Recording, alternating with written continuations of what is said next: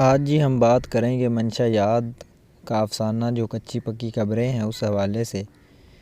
تو اس افسانے میں ایک گورکن کی کہانی کو پیش کیا گیا ہے۔ گورکن یعنی قبریں کھودنے والا،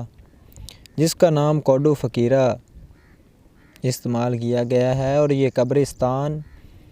رہتا ہے اور وہاں پر قبروں کی دیکھ بھال کرنا جو ہے وہ اس کی ذمہ داری ہے۔ اور اس افسانے میں قبرستان کا پورا منظر بھی بیان کیا گیا ہے کہ کس طرح سے اس کے آس پاس جڑی بوٹیاں وغیرہ ہیں اور خوف کا سما جو ہے۔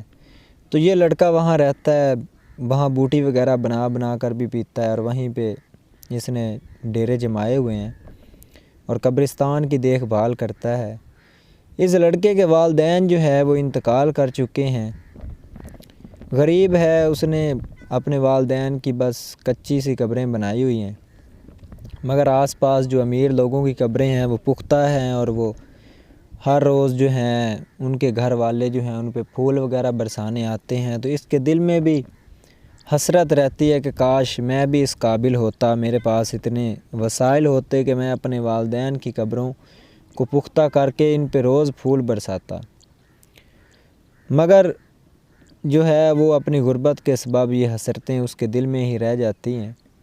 اس افسانے میں ایک کردار چودھری بخشے کا اور اس کی بیٹی نورا کا ہے، جس کا پورا محلہ جو ہے وہ عاشق ہے، اس کے چاہنے والا ہے، اور اس کو بڑا وہ پسند کرتے ہیں۔ تو یہ جو گورکن کوڈو فقیرہ ہے یہ بھی اس کا عاشق ہے، اور گورکن جو ہوتے ہیں وہ شام کو محلے میں روٹیاں مانگ کر جو ہے اپنا پیٹ بھرتے ہیں۔ تو یہ بھی اسی لیے جو ہے مانگنے کے لیے جاتا ہے، اور اسی بہانے جو ہے وہ نورا کا دیدار بھی کر لیتا تھا اور خوش ہو جاتا تھا۔ جب یہ اس چودھری کی گلی میں جاتا تو اسے یہ بھی خوف ہوتا تھا کہ کہیں میری جو ہے بدنیتی کے سبب مجھے بے عزتی کا سامنا نہ کرنا پڑے،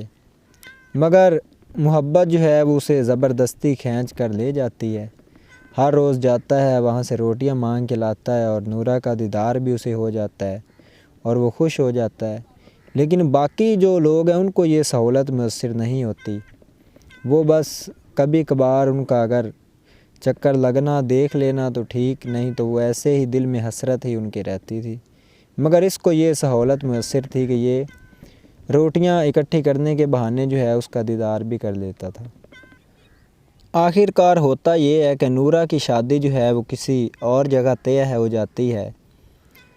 اور یہ بڑا پریشان ہوتا ہے کہ میں کچھ بھی نہیں کر سکتا، چودھری صاحب بڑے آدمی ہیں۔ لڑکی کی شادی ہوتی ہے اور جب گوشت کی کٹائی وغیرہ کی جاتی ہے تو اسے یوں لگتا ہے جیسے میرا جو ہے وہ گوشت کاٹا جا رہا ہے، میرے جو ہے اوپر جو ہے وہ چھریاں چلائی جا رہی ہیں۔ خیر لڑکی کی جو شادی ہے وہ ہو جاتی ہے، اور کچھ عرصے کے بعد لڑکی کے والدین کا انتقال ہو جاتا ہے، اور وہ ہر روز ان کی قبر پہ سجاوٹ وغیرہ کی جاتی ہے۔ چودھری صاحب ہیں، محلے کے بڑے آدمی ہیں۔ تو گورکن جو ہے وہ چودھری پہ بڑا غصہ ہوتا ہے کہ اس نے میرے ساتھ زیادتی کی ہے۔ اب وہ اس کا بدلہ لینے کے لیے کرتا یہ ہے کہ اپنے والدین کی لاشیں جو ہیں وہ نکال کر ان کی پختہ قبروں میں رکھ دیتا ہے، اور ان کی لاشیں جو ہیں پختہ قبروں سے نکال کر اپنے والدین کی کچی قبروں میں جو ہے وہ رکھ دیتا ہے، اور کہتا ہے کہ اب آپ کے گھر والے جو ہیں وہ ساری عمر میرے والدین کی جو قبر ہے اس پہ ہی پھول برسائیں گے، اور تم جو ہے اسی طرح اس کچی جو ہے